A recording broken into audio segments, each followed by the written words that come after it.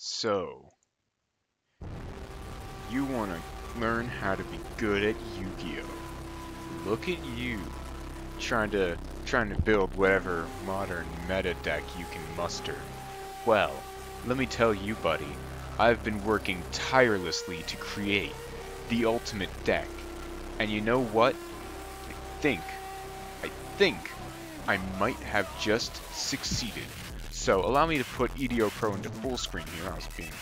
So here it is. This is the ultimate deck. So, as you can see, Hell is the most powerful force in all of Yu-Gi-Oh! And so obviously we have to run all of the Hell insect monsters from the anime. I don't even know who used these, but clearly these are the most powerful cards in the game, such as Hell Spider, where if it leaves the field, the battle phase ends. Apparently, this is regardless of whatever current phase is going on. You could be in your standby phase, and this thing gets sent to the graveyard by some card effect. The battle phase would be over, even though you're in the standby phase. Think about that, eh? It's pretty good, huh? And then we've got Mimic Hellworm, where you can change its level equal to the level of a monster my opponent controls. So obviously this allows for great synchro play, but we'll get into that later. We're also running Montage Dragon, a card that my brother recommended I put in the deck because this deck has a few high-level monsters, and so obviously you're going to want to get your high attack value off of Montage Dragon. And I know what you're thinking now. You're thinking, wham, obviously this deck is going to be super inconsistent. I mean, look, you're only running like, what, one of every card? Well, guess what? This deck has a solid draw engine. We have 3 copies of Jar Turtle and 3 copies of Jar of Greed. So obviously, we are going to be able to draw all the cards that we want. So, furthermore, we are running Firewall Dragon, both of the OCG Retrain, which is frankly useless in this deck because we don't run any Cybers monsters in the main deck, but we're also running the Pre-Errata Firewall Dragon currently in the TCG as of recording this on March 11th, 2021. We're also running the Phantom Knights of Rusty Bardiche, which just got put to 3 for some reason, and obviously that means we have to run Fogblade. We're also running the Pre-Errata of Ultimate Offering, so that way we can fuse it with our Pre-Errata Witch of the Black Forest using polymerization to summon Yasushi the Skull Knight, because apparently you can fuse a trap card with a monster. And as you can see, the path to victory is fighting with a level head. I'm sorry, I'm having a stroke here if you can't tell. And so clearly, we're also running Masahiro the Dark Clown and Tomohiro the Mountain Warrior. Okay. And so, we also have Mystic Hellgate and Mystic Heaven Gate to pendulum summon everything because Pendulum's best deck. We're also playing Truth Zodia because if our opponent plays Creature Swap, we can give them this. And if we make them play Creature Swap 4 more times, we can give them all the limbs of Exodia so that we win. So that's flawless. We're also playing Malevolent Nuzzler, which synergizes with our Acid Hell 5, where when it's summoned, we can target one equipped spell on the field and destroy it, then have the attack of the monster it was equipped with, and then it gains attack equal to the amount lost. This will almost never be useful, but who cares? It's a level 2 insect, and that's all we need. We're also playing Maneater Bug, so that way our Masahiro the Dark Clown can copy its effect, but we're not going to be setting this Maneater Bug. Make no mistake, we are the best duelists. We're going to be summoning this thing in attack position. Now, we're also playing a Winged Egg Elf of New Life, so that way we can foretell the birth of any child at any time. It can just foretell the birth of children. It's broken, obviously. We're also playing Iron Face, because he has an iron mask, and if it's taken off, he loses his fighting spirit. But make no mistake, this mask will never be taken off, because as you can see, it's on the card. I can't I can't grasp the screen and take the take the mask off. So he will never lose his fighting spirit as long as we're in control. We're then also playing Toadmaster because funny Toad. Then we're also playing Gabriel the Extra Premium Sushi Angel, just because it's absolutely absurd. I was trying to put the new Suship cards in here, but when I looked up Sushi in Ideo Pro, I guess like it hasn't been put into the app yet, so we're just running Gabriel the Extra Premium Sushi Angel right now. We're also playing Ida the Supreme Magical Force because it's the best card in the game. It stops us from summoning any other monsters, and you can only control one of it. And if it's destroyed by a card effect and sent to the graveyard, you can special summon it during your next turn's standby phase. So that's pretty good, because, you know, it just keeps coming back and stops you from summoning everything. Then one of my friends recommended I put Wing Karibo in the deck, and, you know, I couldn't object to it. It's Wing Karibo. It's awesome.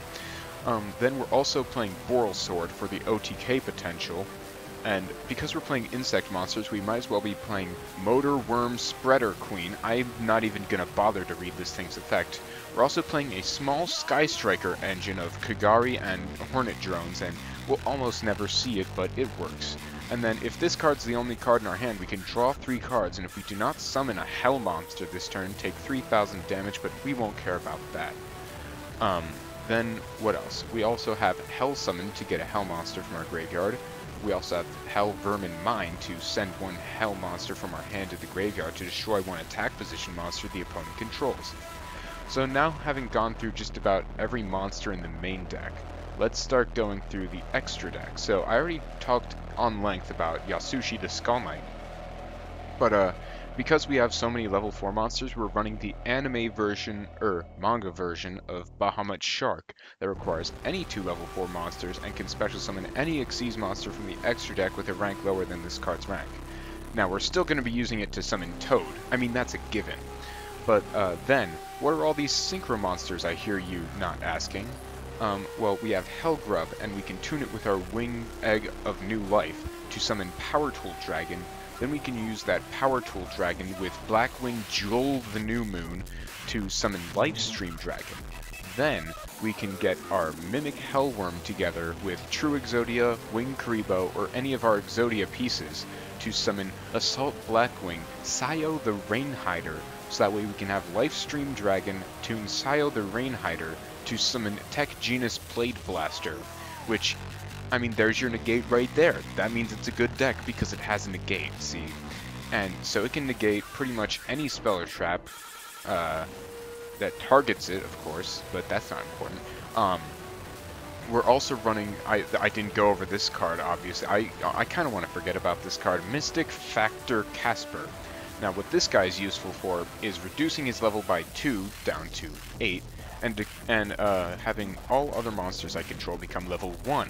So obviously the only reasonable course of action here is to have another monster on your field to decrease to level 1, this guy becomes level 8, and that means you can summon, yes, your I'm sorry, I'm having a stroke again, Infernoble Knight Emperor Charles. And see, it even synergizes with our Malevolent Nuzzler, which by the way is the GOAT edition, that's important, not really, so yeah, if you get your Malevolent Nuzzler out with him, then yeah, it works pretty well. Then we got our Firewall Dragons, which I've already talked about at length. We got our Boral Sword for the OTK potential, and we're also running our Perfection Hydra Drive Dragon, because we're running a lot of Link monsters, so why not try to summon this overly complicated thing that I'm not even going to bother reading its effect, but hey, it's a Link 5, it's good, I like it. I'm not even going to talk about what the hell monsters do. But now I know what you're thinking. When? This deck sucks. You're never going to win your locals with this. Well, luckily, there's an ultimate version of the ultimate deck. Ignore these. These are just a couple drafts I'm doing. There's an ultimate version of the ultimate deck. Now, I hear you asking, what could the ultimate version of the ultimate deck possibly be like? Well, before we get to that, why don't we test out the ultimate deck so I can show you how good it is. See, we've already drawn our Witch of the Black Forest pre-errata, so pretty much, no, let's do this with a test, let's do this with a test opponent, so that way we can kind of simulate a duel here. Of course they'd be playing the same deck because it's one of those tier 0 formats where everybody's playing this deck. So we're going to set our Jar of Greed, we're going to set our ultimate offering, and we're going to set our Hell Spider. Now we're going to end our turn, and our opponent's going to be like, well, shit, what he just said, might as well attack into it. So they're going to normal summon their Hell Spider, and they're going to attack right into it, see? And so they're going to take 1900 points of damage right off the bat. Broken, I know. And then they're going to set their ultimate offering in their Jar of Greed. Just pretend we got the same hands, okay? It's not hard. There's Hell Gift, so what we're going to do is we're going to normal summon our Tomohiro the Mountain Warrior. We're going to activate its effect to tribute our Hell Spider to deal damage. And then combine this with our ultimate offering, and if we have infinite monsters in our hand, we can kill our opponent with Tomohiro the Mountain Warrior. It's not hard. We're also going to use our Jar of Greed to draw one more time. We've drawn Blackwing Jolvanumu, but as you can, I don't need to show you the deck anymore because it's obviously perfect, but pretty much what you do is you... I think I actually explained what to do with the synchro monsters already. If not, I'll check it out later. But now, I'm sure you're wondering what the Ultimate Edition looks like. Now, you're really going to want to prepare yourself because this is quite frightening. This deck is so powerful, it lags EDO Pro. I'm not kidding. It literally lags EDO Pro whenever I play this deck. So, here it is. This is the Ultimate Edition of the Ultimate Deck. It's essentially, I essentially went into the text file of the Ultimate Deck and copied every card and pasted it several times over. And so now this is what it looks like. I didn't paste the extra deck as much because I wanted it to still be somewhat visible when you tested it. But here's what it looks like when you test it now, if it'll even load. So, as you can see, we've got a pillar of a deck here. Our opponent's never going to be able to win because the only real way to win Yu-Gi-Oh! Is to deck out your opponent. And as you can see by our 99,555 cards left in our main deck, our opponent will never be able to win because by the time you run out of cards in your deck, humanity as a race will have expired long before you can deck out.